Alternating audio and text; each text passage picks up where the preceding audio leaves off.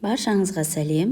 Бүгін сіздермен өте дәмді шашликтің рецептісімен бөлісемін. Үй жағдайында керемет дәмді болып шығады. Каналыма қош келдіңіздер. Сіздермен Эльмира. Видеоның соңына дейін қарап, лайк, коммент қалдыруды ұмытпаңыздар. Бізге керек болады фарш, буханка нан, тұз, чеснок кептірілген, шашликтің арнайы переправасы, кориандр, жұмыртқа керек болады. Енді бірінші нанымызды осылай кесіп алып, кішкене 1 литрдай су құямыз.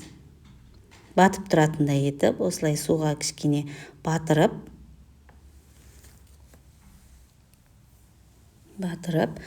нан өзіне судың бәрін сіңіріп алады. Сол кезде нанымыздағы артық суларын шығарып тастап, фаршымызға салатын боламыз. Артық суларын алып тастаймыз осылай. Дәл осы видеодағыдай. Енді тұзды, переправаларды, жұмыртқаны салып,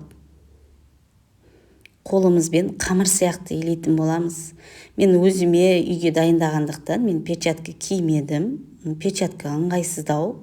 Өйткені нанды бірге сезіну керек. Фаршпен бірдей болып кету керек. Наны білініп қалмау керек.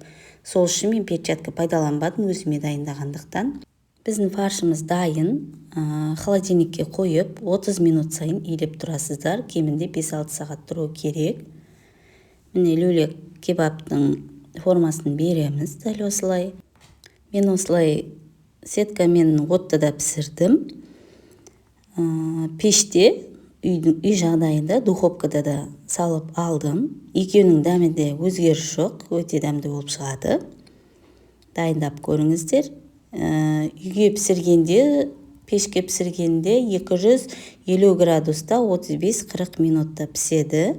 Пеште де, мангалда да піскен шашликтің дәмінде айырмашылық жоқ, өте дәмді болып піседі. Менің видео рецептім ұнаса, каналыма тіркеліп, лайк басып, комментарий қалдыруды ұмытпаңыздар. Сіздермен болған Эльмира, астарыңыз дәмді болсын.